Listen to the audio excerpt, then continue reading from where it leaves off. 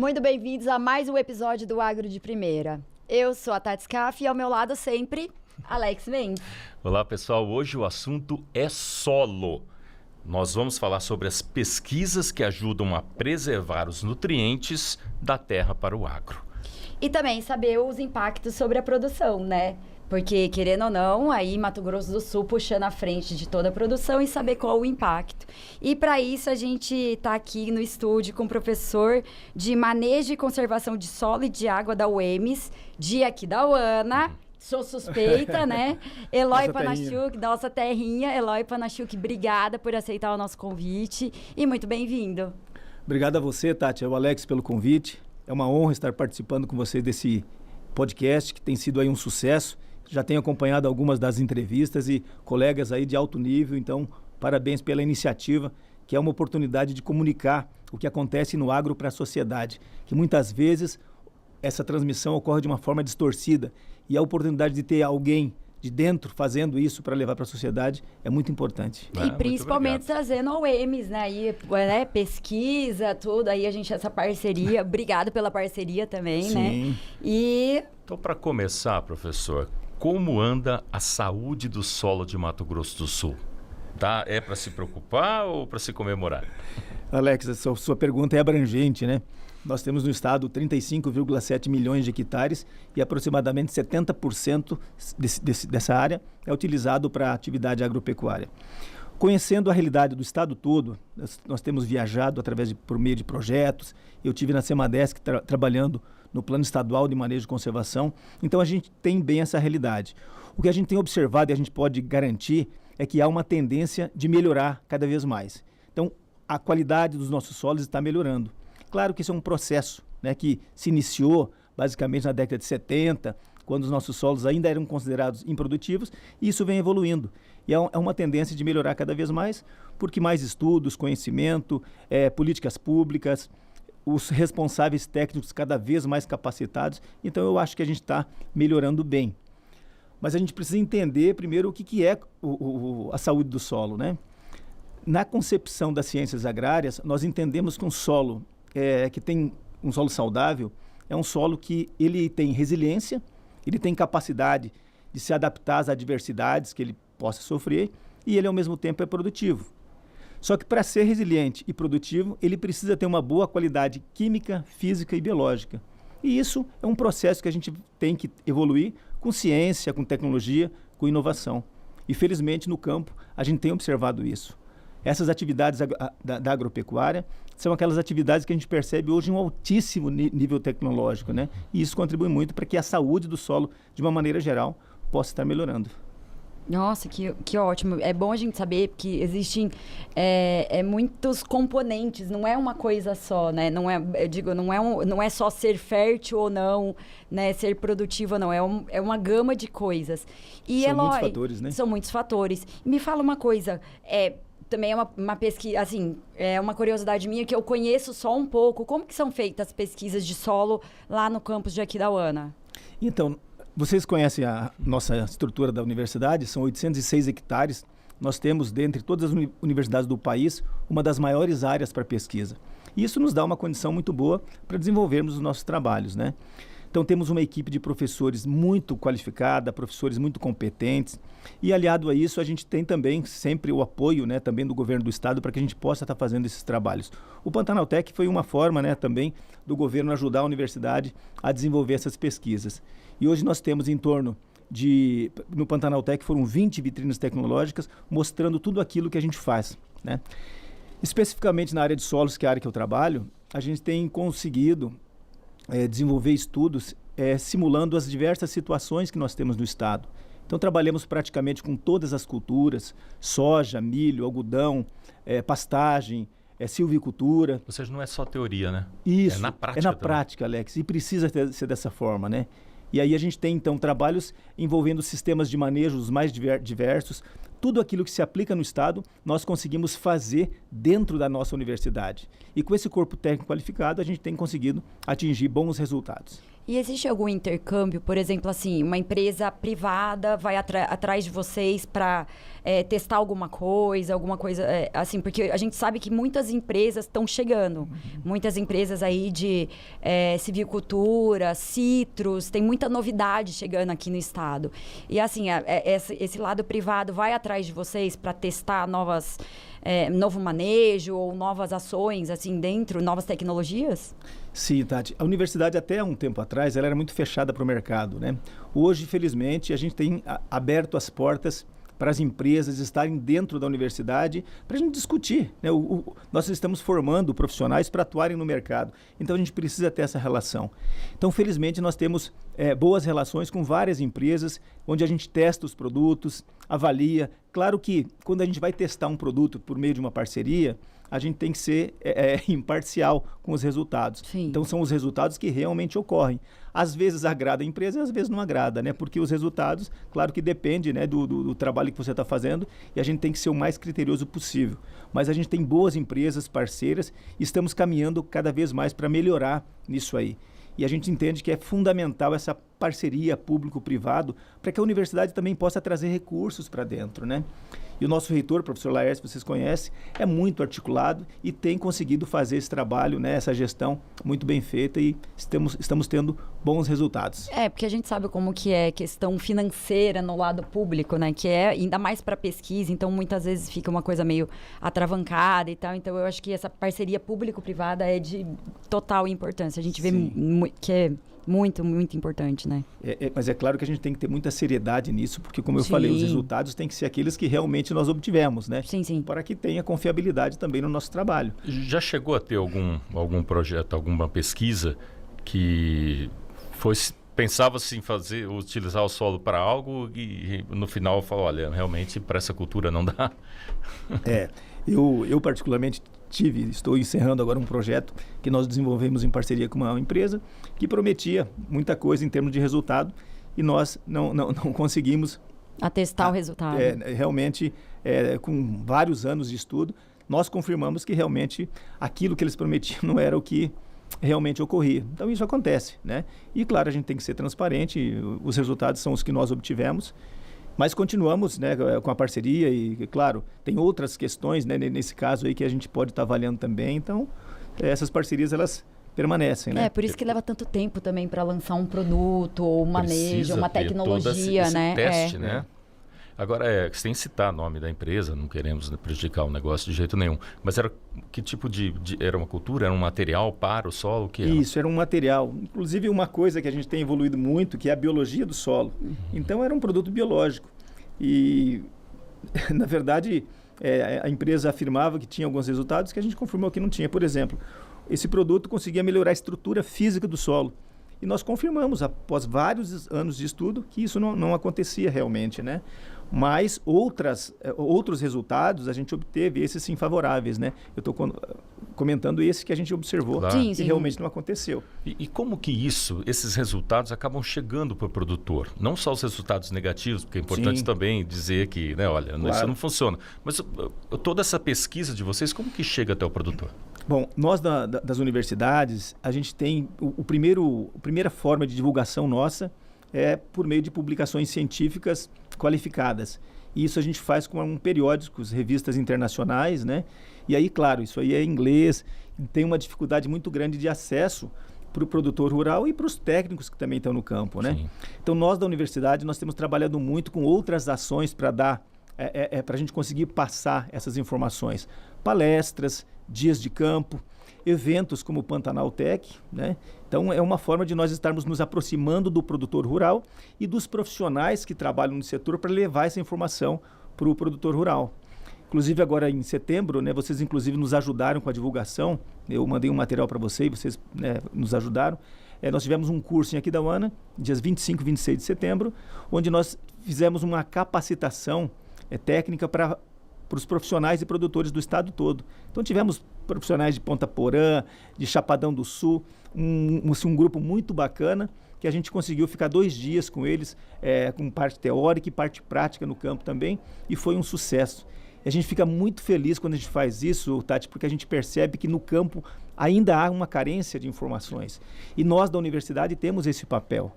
Claro que esse papel, nós da universidade desenvolvemos as pesquisas, mas a gente não consegue estar em todos os cantos. Então, para isso é fundamental que nós tenhamos os profissionais, os responsáveis técnicos que fazem esse papel. E aqui na nossa área da agropecuária, felizmente, nós temos um corpo técnico muito qualificado.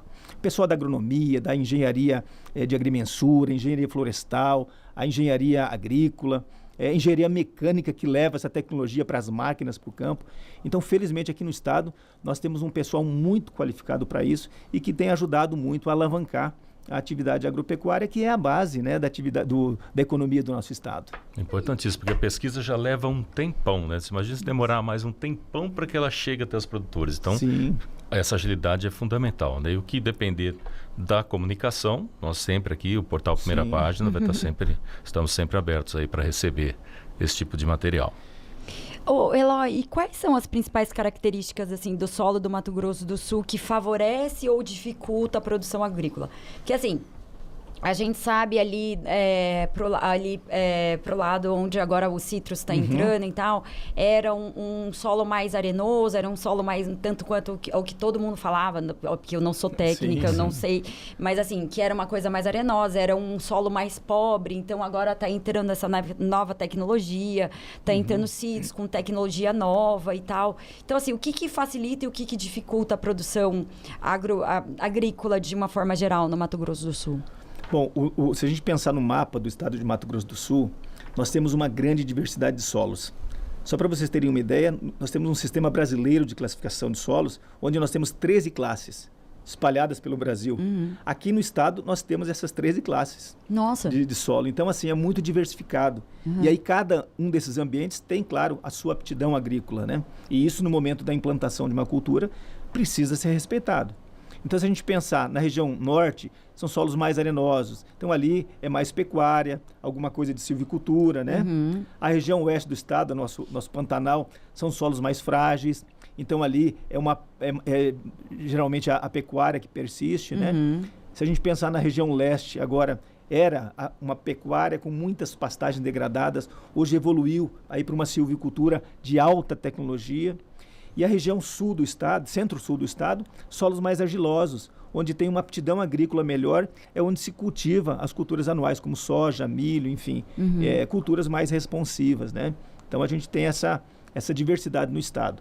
Agora, claro que mesmo um solo mais arenoso, se com investimento, com tecnologia, ele consegue produzir bem. Mas, claro que esse investimento é alto e muitas vezes o produtor não tem esse capital para investir. E aí, realmente, não tem como produzir, porque o solo, ele tem... A região dos cerrados, originalmente, eram solos ácidos, de baixíssima fertilidade. Ao longo do tempo, isso vem melhorando. Mas quando o produtor não tem o capital para investir, para recuperar isso, a gente não acaba tendo, né, condições de degradação, de baixa produtividade, que é tudo aquilo que a gente não quer para o campo, né? A gente quer um campo produzindo, gerando riqueza. E o Estado, ele tem feito um trabalho, acho que muito interessante, né? As políticas públicas que vêm sendo implantadas, elas conseguem incentivar essas novas atividades. A citricultura aqui na região de Sidrolândia é um exemplo disso, né? Sim. Então, o governo, com uma articulação, aí, conseguiu trazer, né, entendeu o momento de dificuldade que o São Paulo estava tendo com alguns problemas de doença e trouxe, né, essa proposta da citricultura aqui para o estado. Então, é mais uma opção que nós estamos tendo e eu tenho certeza, vai gerar aí resultados muito positivos, né? E como que o produtor deve cuidar do solo? O que ele tem que fazer periodicamente nesse solo para que ele continue fértil? Bom, Alex, em primeiro lugar, o produtor rural ele precisa de orientação técnica. Por isso que eu falo da importância dos responsáveis técnicos que estão no campo levando conhecimento, né?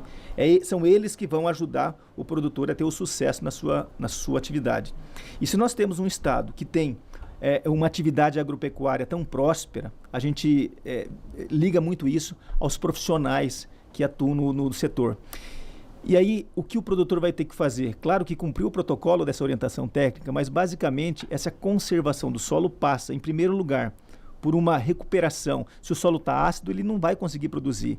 Pelo contrário, a degradação vai aumentar. Então, o primeiro passo é usar corretivos para melhorar essa condição de acidez do solo dele. Fertilizantes, que são fundamentais. As plantas precisam dos fertilizantes para produzir, né? Sem eles, ela não vai ter uma boa capacidade de produção, né? E, claro, outras práticas aí, como práticas de cobertura de solo. Até a década de 70, 80, predominava um sistema de preparo que a gente chamava de sistema de preparo convencional, que era aração, gradagem.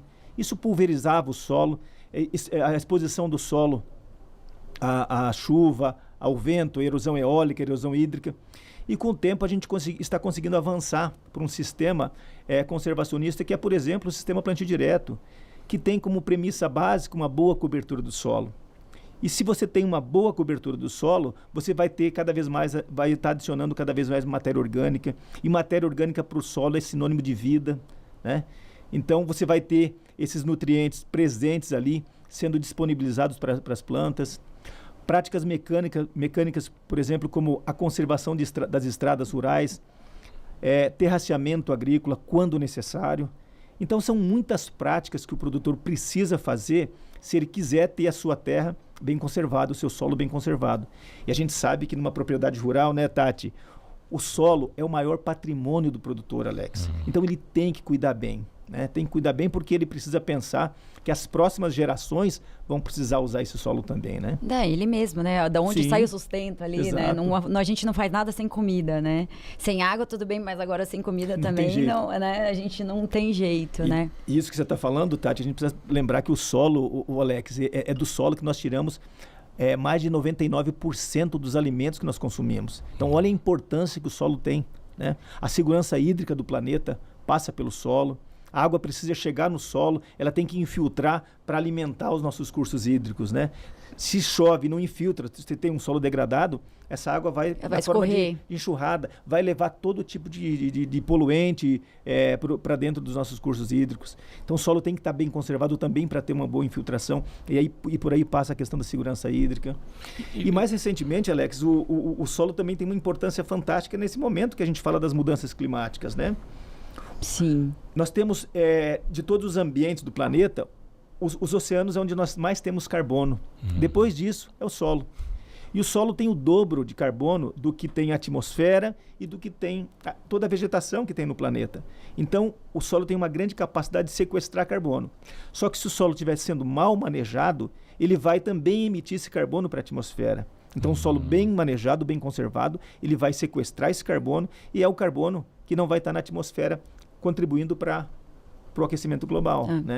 E é uma das metas do Estado, né? Porque, na verdade, trabalhar com a parte de degradação, melhorar as partes que ainda estão degradadas, para ele reter esse carbono, que é uma das metas, né, de carbono zero até 2030, e aí eles falam muito nisso. Trabalhar muito com a degradação do solo para preservação, para conservação do carbono, para manter o carbono no solo, né? E esse projeto estratégico, Tati, ele é fantástico. E assim, você vê o tanto que o nosso estado ele é pioneiro. Sim. É o único estado do país que teve uma proposta como essa, inclusive arrojada. E até 2030 ousada, nós temos, né, uma condição de estarmos com essa neutralidade entre emissão e sequestro. E eu vou além. Eu acho que até 2030 nós vamos ter um estado carbono negativo. Ou seja, nós vamos estar emitindo para a atmosfera menos do que nós estamos sequestrando. Porque o avanço nessa área de conservação de solo são quase 25 milhões de hectares no estado que são utilizados para agricultura, para pecuária, para silvicultura, né? Então, se bem manejados, esses solos têm uma grande capacidade de sequestrar carbono. E com isso, claro, vai até 2030 superar essa expectativa do governo do estado. Você falou de fertilizantes e tal. Eu até estava... peço licença aqui, né? Eu vi na internet uma notícia que um país africano, eu não lembro exatamente qual, eles queriam ser orgânicos, totalmente orgânicos, e aí eles tiraram os agroquímicos. Os agroquímicos. Eles tiraram e iam fazer só a parte orgânica, a parte da agricultura orgânica. E aí eles viram que não era possível. Faltou comida nas gôndolas do supermercado, os preços subiram todos, e aí eles viram que não é possível tirar os fertilizantes. os químicos, vamos dizer, os químicos e ser só orgânico. Então, eles viram que tem que ter esse balanço. E a gente vê o Mato Grosso do Sul e o estado usando muito, e agora a gente muito forte no bioinsumo, né? Sim. Que é agora, vamos aí dizer, a bola da vez, o bioinsumo ou não? Com certeza. Dizendo em relação ao solo. Com certeza, Tati. A gente está, como eu falei, nós começamos na década de 70 com solos altamente ácidos, né? Baixíssima fertilidade natural. Evoluímos na parte química. Ao longo do tempo, fomos evoluindo também na parte física do solo. Conseguimos estruturar melhor os nossos solos e estamos caminhando para isso. Claro que o estado ainda tem muitos problemas. Nós temos áreas de pastagem degradadas, enfim. Mas os problemas estão sendo superados.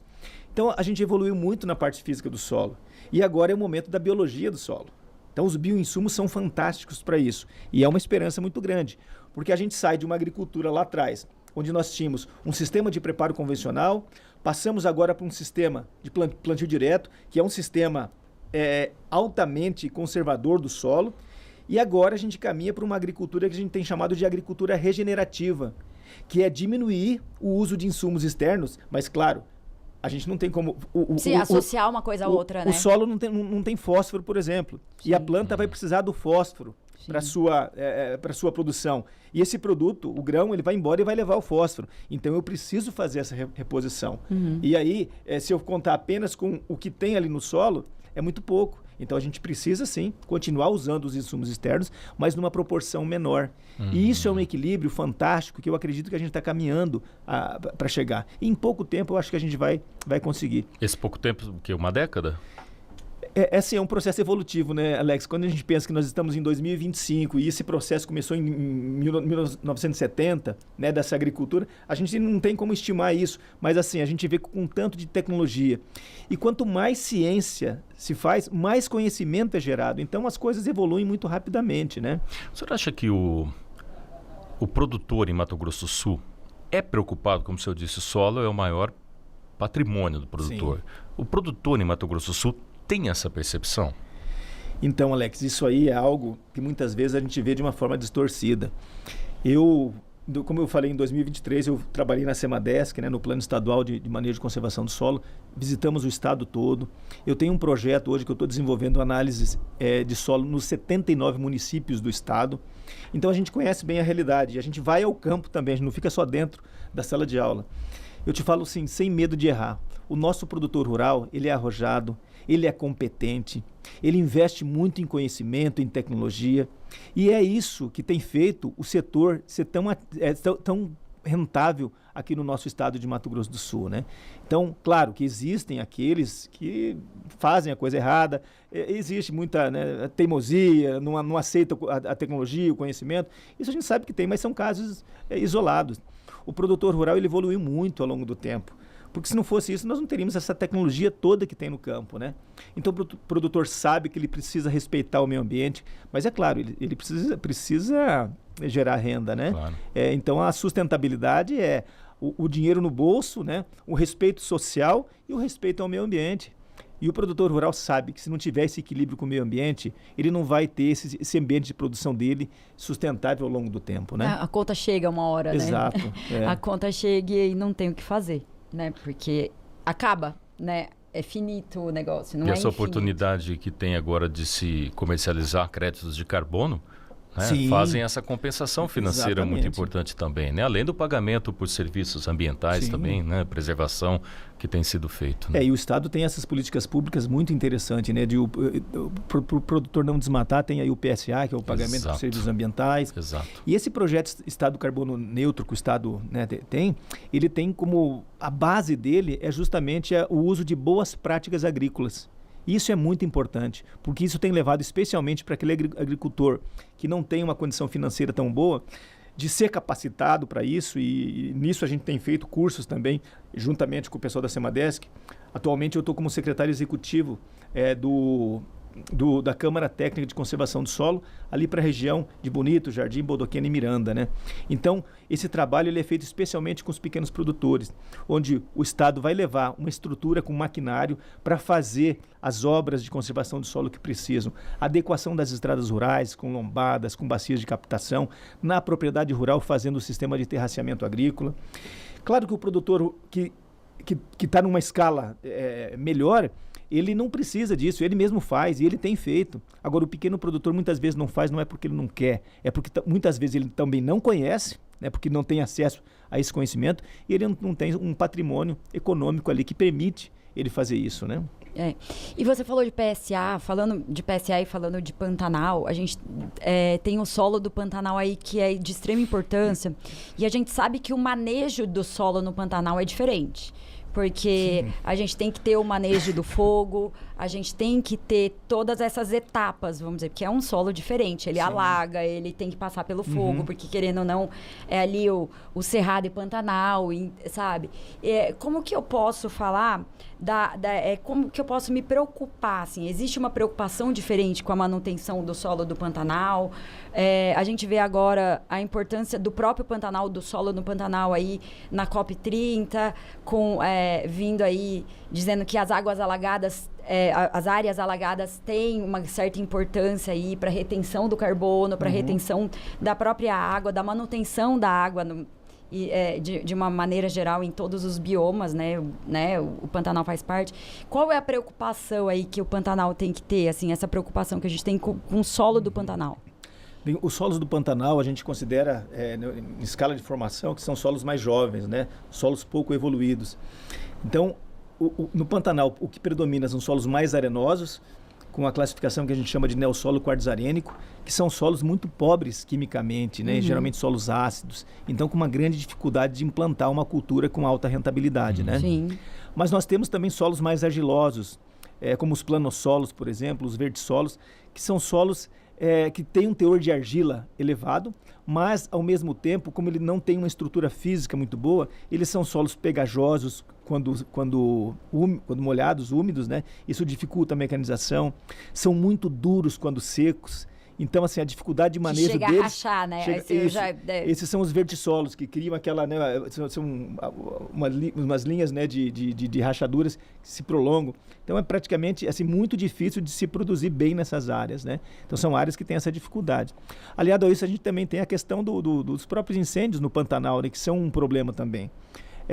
Claro que existe alguns momentos que o produtor rural ele acaba fazendo ali para ter um controle de plantas daninhas, ou mesmo para ter aquela rebrota um pouco mais rápido, mas na verdade o que ele cria de problema com a queimada é muito maior do que os benefícios. Porque quando nós temos o solo, a vegetação sendo queimada, nós estamos queimando ali a matéria orgânica. E para esses solos arenosos, principalmente, a matéria orgânica é fundamental, porque é ela que vai melhorar a CTC do solo, é ela que vai disponibilizar os nutrientes. Então, você está queimando aquilo que poderia estar contribuindo muito para o seu solo, né? Então, você tem esse empobrecimento dele. Aliado a isso, quando você queimou, o que vai ficar ali? As cinzas. Essas cinzas têm ali potássio, cálcio e tal, e isso vai mineralizar rapidamente e vai ficar disponibilizado para as plantas. Então, elas têm naquele primeiro momento ali uma energia a mais para o seu desenvolvimento. Só que esse material fica suscetível à erosão, então chove, isso vai para dentro do rio, vai criar um problema ambiental nos nossos cursos hídricos, mas o solo vai ser empobrecido, porque com a erosão vai levar embora o que ele tem de mais rico ali. E o que vai, em primeiro lugar, quando você tem um processo erosivo, é a argila, é a matéria orgânica e são os nutrientes. E o produtor vai ter o seu solo empobrecido com isso. Então, no Pantanal, a gente sabe que existe, agora com a lei do Pantanal, está inviabilizado qualquer cultivo, né, das culturas comerciais aí. Mas assim, para pastagem, ele tem um potencial importante, né? Nós temos um rebanho significativo do estado nessa região, mas é uma área que a gente precisa ter muitos cuidados, né, para conseguir produzir com eficiência, né? Mas o homem pantaneiro, ele tem essa sabedoria, o estado tem levado informação, as universidades, as instituições de pesquisa. E nisso a gente precisa lembrar que o Estado é favorecido até nisso. Nós temos hoje no Estado 2 universidades públicas, né? Aliás, 2 universidades federais, uma estadual, que está em 15 municípios, que é o caso da UEMS. Nós temos 2 fundações de pesquisa, a Fundação MS, a Fundação Chapadão, e nós temos 3 Embrapas, né? A Agropecuária Oeste, aqui a Gadicorte em Campo Grande, a Embrapa Pantanal. Então, assim, é muita estrutura de pesquisa aqui para o Estado, e isso favorece muito. Agora, com relação à qualidade dos solos do Pantanal, a Embrapa Pantanal tem feito um trabalho muito importante, né? Nós tivemos há um tempo atrás lá conhecendo a estrutura deles de pesquisa. Então, assim, só que é uma área que o próprio Estado, né, nós temos agora um trabalho que vem sendo feito no Estado em parceria com a Embrapa Solos, inclusive de mapeamento dos solos do Estado, e o Pantanal, ele acabou nem sendo incluído nisso, porque justamente é um ambiente um pouco inexplorado ainda. Inexplorado e de difícil acesso, né?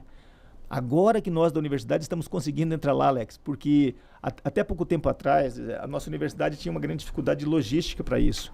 E felizmente agora a gente está conseguindo melhorar essa condição, e a nossa UEMS, como está ali na porta do Pantanal, nós temos condições de estar lá levando, né, um pouco de conhecimento, fazendo pesquisa, entendendo aquela realidade e trazendo para dentro da universidade para nós conversarmos sobre isso e buscarmos soluções, né? Santas expedições, né?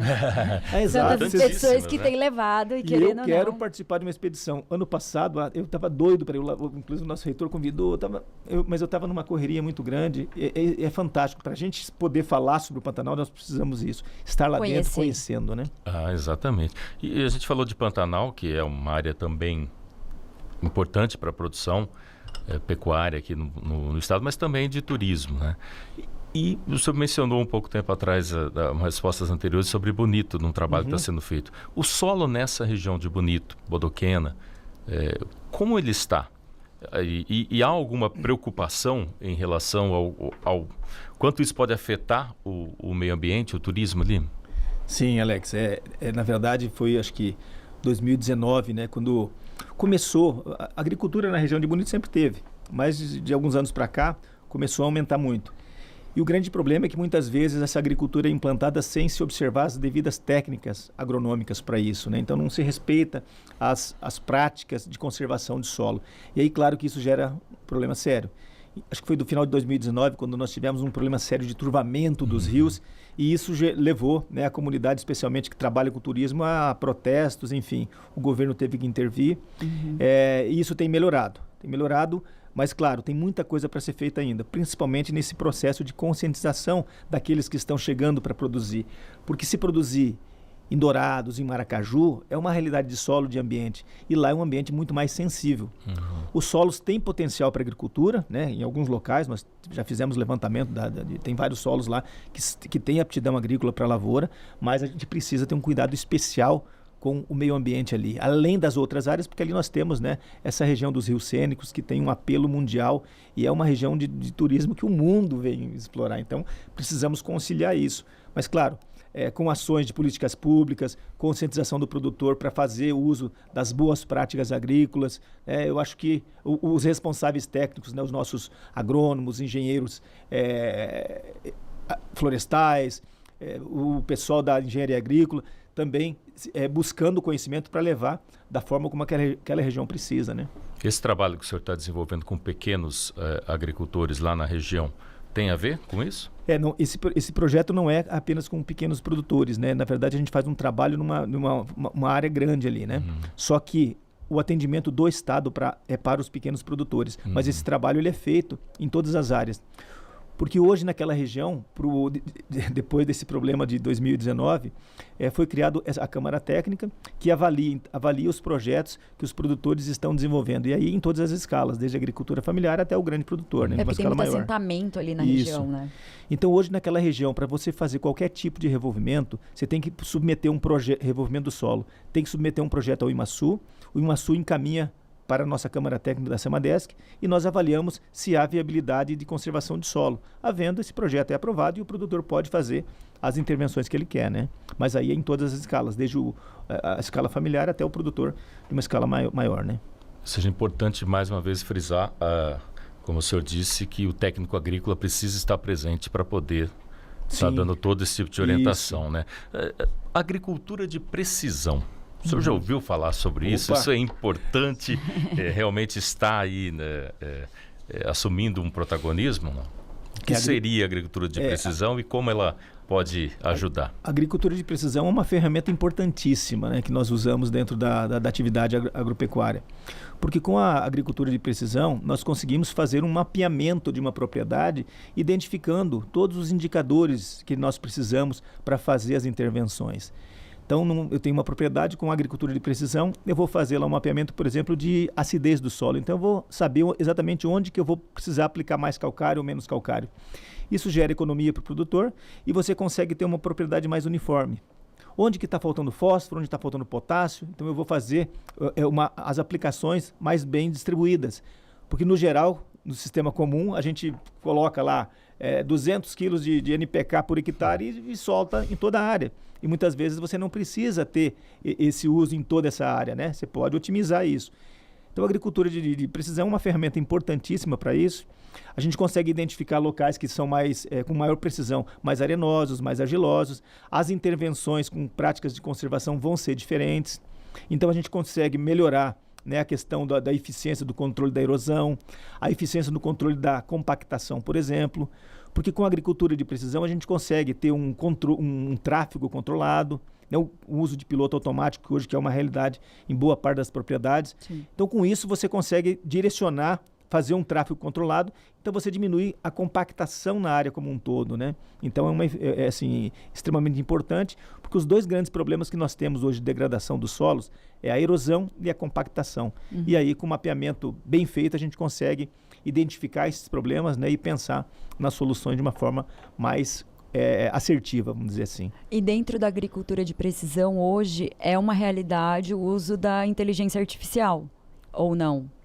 Já é uma realidade que tem sido muito utilizada ou não? A inteligência artificial, ela vem, claro, nós temos programas que são utilizados, né, que ajudam a otimizar isso. Que é muito específico, sim, aquele pontinho, sim, né, aquele...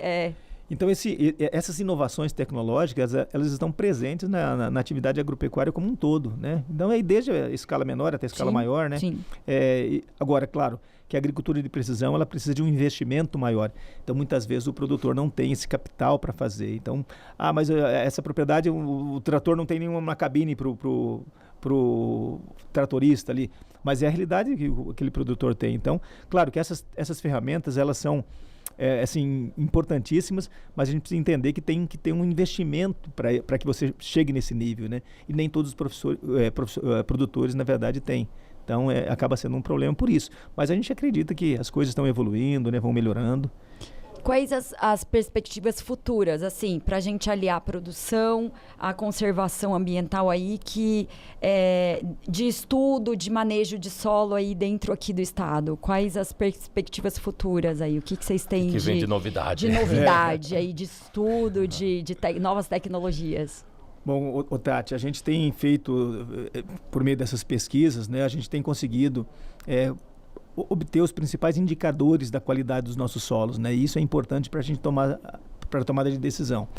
Agora, a nossa agricultura, como eu falei anteriormente, ela vem evoluindo. E hoje o que a gente espera é chegar nesse modelo de agricultura que a gente tem chamado de agricultura regenerativa, que é uma agricultura muito mais eficiente do ponto de vista ambiental, muito mais eficiente com relação à produtividade, né? E com menor uso de insumos externos. Claro que a gente não vai ter condições de parar com tudo isso. As pessoas às vezes questionam, Alex, o uso de agrotóxico, mas nós não teríamos condições de produzir com a quantidade, com a qualidade que nós temos, sem que nós tivéssemos os agrotóxicos, e eles são importantíssimos, né? Os fertilizantes a gente vai precisar continuar colocando, porque a planta está tirando. Então, aquilo que você tem ali, né, naquele ambiente, não é suficiente. Você tem que ter um input de energia para essa produção. Então, eu acho que assim, a gente está caminhando bem. Agora, o caminho é buscarmos esse modelo que a gente tem chamado de agricultura regenerativa, que é um modelo muito mais equilibrado. E, claro, tem condições de gerar uma situação de maior sustentabilidade para o produtor rural. Porque quando a gente fala que nós somos sustentáveis, mas com quais parâmetros, né? Temos que pensar que é a lucratividade, a questão social e a questão ambiental. Quando a gente usa agrotóxicos, a gente está gerando algum impacto no meio ambiente.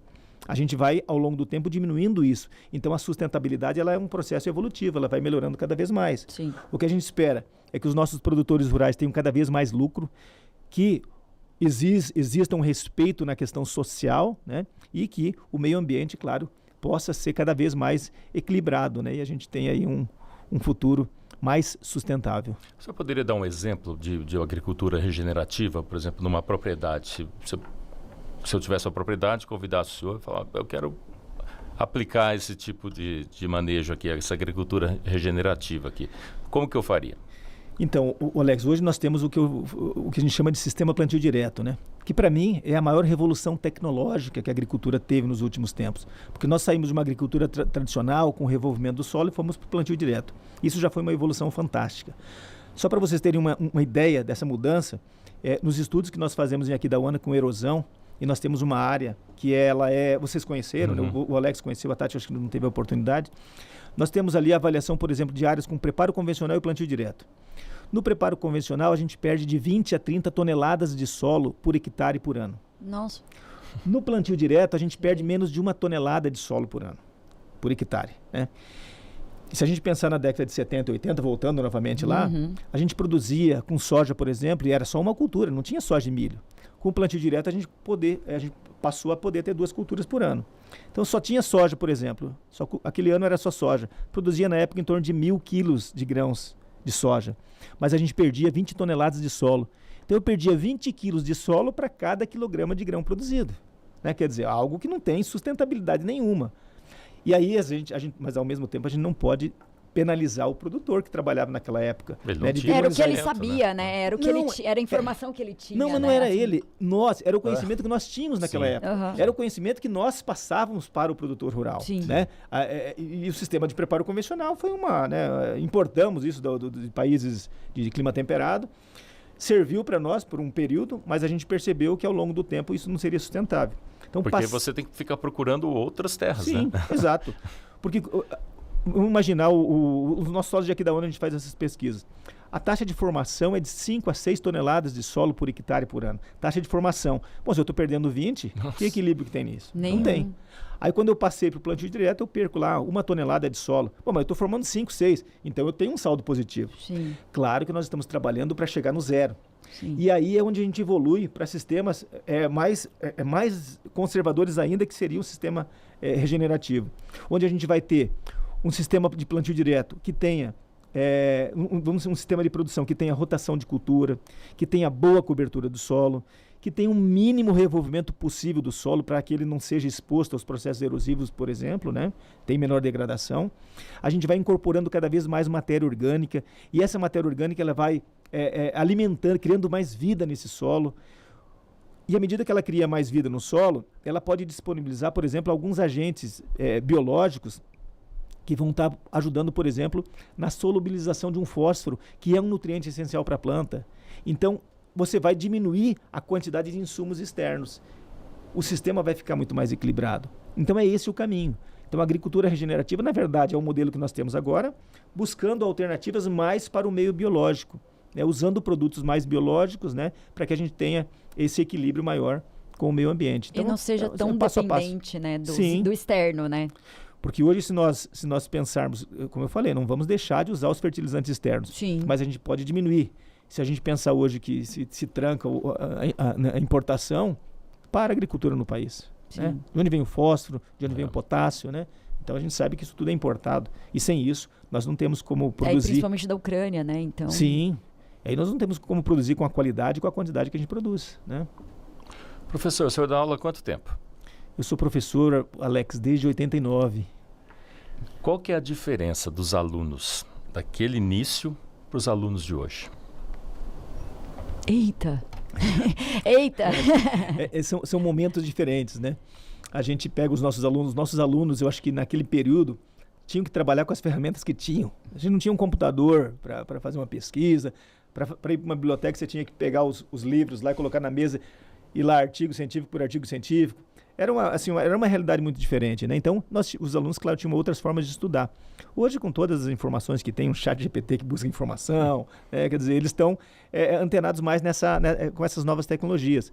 E isso cria, de certa forma, às vezes o aluno não quer mais ficar preso na sala de aula. Por isso que nós, dentro da universidade, a gente precisa buscar outras formas, né, de interação com esses alunos para que eles não percam o interesse.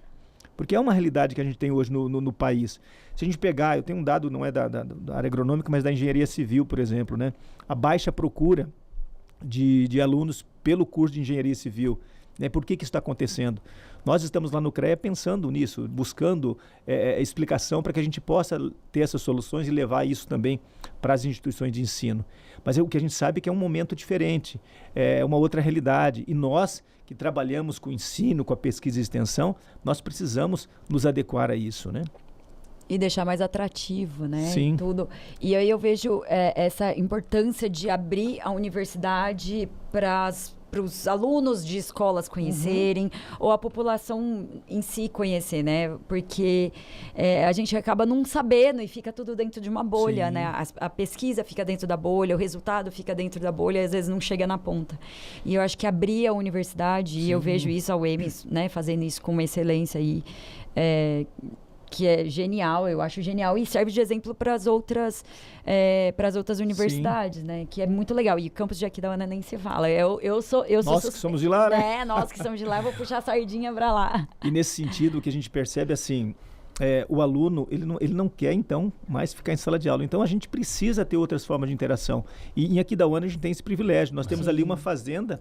Uma fazenda gigante. Da universidade, onde a gente consegue levar esse aluno para o campo. Então, tudo aquilo que você explica na sala de aula, porque a teoria é fundamental, não dá para a gente achar que, não, vamos para o campo só fazer. Não, você tem que conhecer, entender os processos. E aí você vai para o campo e você consegue enxergar aquilo que você estava estudando lá numa apresentação, né? Então, isso é fundamental. O laboratório lá do professor, do curso dele, tem até uma máquina que faz chover, né, professor? Sim, nós temos um simulador de chuva. E, inclusive, esse equipamento a gente foi desenvolvido com os colegas de Viçosa. Foi meu orientador na época que desenvolveu num projeto de pesquisa dele, e nós trabalhamos isso avaliando a taxa de infiltração de água no solo em várias regiões do estado. Então nos dão resultados muito interessantes, e com esse simulador de chuva nós estamos com publicações científicas muito assim procuradas, e assim com uma relevância científica muito interessante, né? Parabéns, professor. E para o ano que vem, no Pantanal Tech? Quantas inovações vamos ter aí? Já estamos, né, agora no final do ano, nos organizando para a gente conseguir fazer um evento assim, melhor ainda do que foram essas 2 primeiras edições. Claro que a gente sabe que foram boas, mas eram momentos diferentes. A gente tem que estar pensando sempre nessa questão de atualizar para não ficar sempre fazendo a mesma coisa. Mas assim, a gente tem uma equipe lá que já está trabalhando nisso, pensando. Você vai ser importantíssima nisso e você vai estar com a gente, né? Então a gente contamos com vocês, Alex, fazendo a cobertura. Sempre. Porque esse ano foi um sucesso. A gente agradece muito por isso. Estamos sempre à disposição. Se tudo der certo, a gente vai estar lá, né? Quem sabe, né? Fazer um podcast lá ao vivo. Seria sensacional. Fica a dica aí pro pessoal, fica a dica. Pros produtores aí, fica a dica. Professor, obrigado por sua presença aqui, por essa aula sobre o solo, e que bom que são notícias boas que a gente está vendo, né? Que o nosso solo está sendo bem tratado, existe muita tecnologia chegando para deixá-lo ainda mais fértil e melhor, para que se produza em espaços cada vez menores, preservando também o meio ambiente. Obrigado. Obrigado a você, Alex, Tati, pela oportunidade de estar aqui falando um pouco sobre o trabalho que a gente vem fazendo nessa área de conservação do solo, e sempre que precisar a gente está à disposição. Valeu. E a casa está sempre aberta. Quando tiver alguma novidade, alguma informação nova, pode trazer aqui. E, gente, vamos lá, curta, compartilha, nos ajude a essas informações chegarem a quem deve chegar. Vamos lá, deixa o seu like, deixa aí um comentário. Você sabia de tudo de solos? Não, né? Então, vamos aí, deixa um comentário. E deixa um like e até mais. E para os alunos da UEMS, assiste, porque depois vai cair na prova. Vai cair na prova. Vai valer nota, hein? Tem uma prova semana que vem, já vamos pôr. Vai valer nota. O assunto vai ser o podcast. podcast. Valeu, pessoal. Até mais. Até mais.